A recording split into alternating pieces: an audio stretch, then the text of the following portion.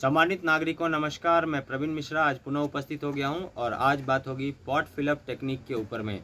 बहुत सारे हमारे बागवानी मित्र ये गार्डनिंग में या बागवानी में परेशानी फील करते हैं या महसूस करते हैं कि अच्छे से पॉट फिलअप नहीं हुई है और कभी वो पानी बिल्कुल सा जम जाता है या फिर पानी एकदम से वहाँ पर दिखता ही नहीं है।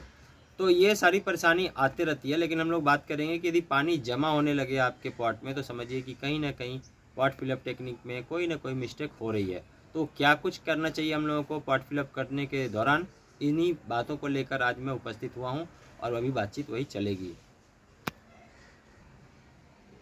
पॉट फिलअप करने के बहुत सारे वैकल्पिक व्यवस्था है, लेकिन हम लोग कोशिश करते हैं कि बहुत आसान जो तरीका है जो कि आप आसानी से कर सकें उन्हीं विषय पर कुछ बातचीत हो जाए। तो हमारे बहुत सारे वीडियो में आप देखेंगे अलग अलग टेक्निक जो साधन है उसके अनुसार मैं बताता हूं, लेकिन यहाँ आज लेके आऊँ टिकरी। और ये अर्दन पॉट का टुकड़ा है, जो भी आपके घर में कोई दिए का टुकड़ा है या कोई आपके पास मिट्टी के गमले टूट जाते हैं तो उन्हीं को लेकर आप ऐसे भर सकते हैं। और ये लगभग 30 डिग्री या 45 डिग्री एंगल पर रखना है, जहाँ पर आपके पॉट में कोई सुराख बना हो उसी के जगह में यहाँ पर ऐसे रखना है। इसके बाद आपको रखना है सूखे पत्ते या फिर आपको रखना है सूखी घास। इस तरह से सूखी घास भी आप ले सकते हैं। यदि अपने आसपास में कोई सूखे पत्ते आपके नहीं हैं तो सूखी घास को भी आप शामिल कर सकते हैं। ध्यान ये रहे कि आपको कच्चा घास या हरा पत्ता नहीं डालना है। यदि आप कच्चा घास या हरा पत्ता डालेंगे तो उससे फंगस आने का चांस होगा, जो कि आपके पौधों को भी नुकसान पहुंचा सकता है। इसके बाद हम लोग कोशिश करते हैं कि एक लेयर इसमें पत्तों का खाद डाल दिया जाए, जिससे कि ये ऊपर से थोड़ा सा कंप्रेस्ड भी हो जाए और ये कार्बन इसमें मिल जाए। थोड़ा सा ब्राउन है तो ये इसको दबाएगा और फिर ये डिकम्पोज भी होना शुरू हो जाएगा। और एक वाटर लेयर तैयार कर रहे हैं तो ये हम लोग अब डाल रहे हैं इसमें एक लेयर कोकोपीट। कोकोपीट का जब लेयर डाल देते हैं तो कोई भी ऊपर से जब पानी हम लोग डालेंगे तो अचानक से बहकर वो बाहर नहीं जाएगा और यहाँ पर कोकोपीट उसे फिल्टर करते हुए रोक लेगा और मिट्टी के साथ भी, मिट्टी का भी जो बहाव होता है, पानी के साथ मिट्टी का बहाव है वो भी रुक जाएगा। तो ऐसे ही हम लोग एक लेयर यहाँ पर ये तैयार कर लेते हैं और अब हमारे यहाँ पर पूरा ये एक ड्रेनेज सिस्टम तैयार हो गया, जिससे कि अनवांटेड जो चीज़ें वो बहकर हमारे लिए जो है वांटेड चीज़ें वो बाहर न जाए। इन सभी चीज़ों को लेकर जब आगे बढ़ते हैं तो हम लोग ये ध्यान रखेंगे कि अब जो हम लोगों ने सॉइल मिक्स बनाया है पौधों को चलने के लिहाज से, तो ये सॉइल मिक्स का फार्मूला है 2.5 किलो के सैंड मिक्स का फार्मूला। इसे हम लोग भरते हैं और इस तरह से भरेंगे जिससे कि हमारे पौधे अच्छे चल सकें। तो लगभग ये पहले हम लोग 50% तक सॉइल मिक्स डालते हैं। सॉइल मिक्स बनाने की तरकीब है 10 किलो मिट्टी, 2.5 किलो नदी का रेत, 2.5 किलो मिक्स्ड कंपोस्ट, 1 किलो नीम की खली और इसमें हम लोग डालते हैं 1 किलो पत्तों का खाद और फिर हल्दी चूना और काली मिर्च। हल्दी 10 ग्राम, चूना लगभग 10 ग्राम और काली मिर्च का पाउडर 5 ग्राम प्रति 10 किलोग्राम सॉइल मिक्स पर हम लोग ऐसा डालते हैं। अब डालने के बाद हम लोगों के पास ये गुड़हल का प्लांट है। इस गुड़हल के प्लांट को लगाने का जो तरकीब था वो हम लोगों ने सॉइल मिक्स लगभग 50% तक भर दिया है और कोशिश करना है कि ये गुड़हल का प्लांट अच्छे से निकल जाए। यदि निकल जाए तो काफ़ी अच्छा है, वरना यदि पॉलीथीन फट गया है तो भी हम लोग इसे कोशिश करेंगे कि बिना रूट को डिस्टर्ब किए हुए ये निकल जाए और फिर हम लोग इसे शामिल कर देंगे अपने पॉट फिलअप करने के बाद।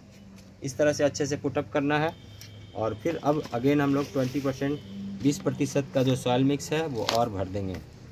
गर्मियों के समय में थोड़ी तैयारी अलग होती है। गर्मियों के समय में हम लोग ये ध्यान रखते हैं कि जो भी 50% तक सॉइल मिक्स भरा है उस 50% तक सॉइल मिक्स को भरने के बाद हम लोग एक बारी पानी डालते हैं, ओवर वाटरिंग करके एक दिन के लिए छोड़ देते हैं और उसके बाद हम लोग फिर अगले दिन पौधों को लगाते हैं, जिससे कि नमी बनी रहती है और पौधे पानी के कमी के वजह से मरते नहीं हैं और काफ़ी अच्छे चलने लगते हैं।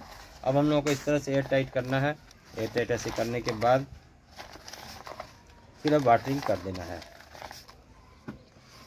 पॉट फिलअप टेक्निक काफ़ी ज़रूरत बड़ी चीज़ होती है जब हम लोग बागवानी करते हैं, और यदि हम लोगों ने अच्छे से पॉट फिलअप नहीं किया तो हमारे पौधे भी अच्छे नहीं चल पाते हैं। तो आज हमने ये पॉट फिलअप किया है, आपको आगे भी इसका जो डेवलपमेंट है वो दिखाऊंगा कि हमारे ये पौधे कैसे चल रहे हैं। और धीरे धीरे जैसे जैसे बागवानी में कुछ भी डेवलपमेंट होगा वो सारी चीज़ें मैं आपको लेके आऊँगा।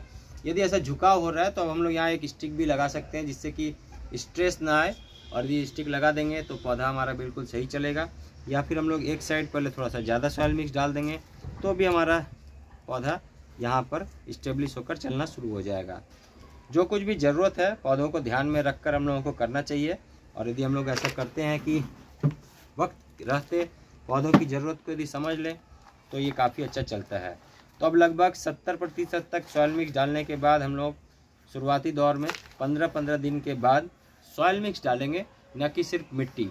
जो कुछ सॉइल मिक्स हम लोगों ने पौधों को ध्यान में रखकर शुरुआत में बनाया है वही सॉइल मिक्स हम लोगों को 15-15 दिन में डालना है, और जब तक 90% तक हमारा ये गमला ना भर जाए तब तक ऐसा ही 15-15 दिन में करते रहना है।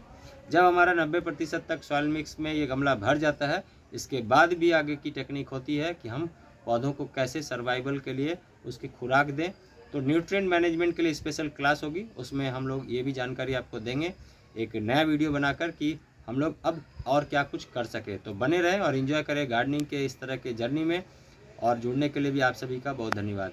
पुनः मिलेंगे नई जानकारी के साथ, तब तक बहुत ध्यान से रहिएगा। Thank you very much, take care, नमस्कार।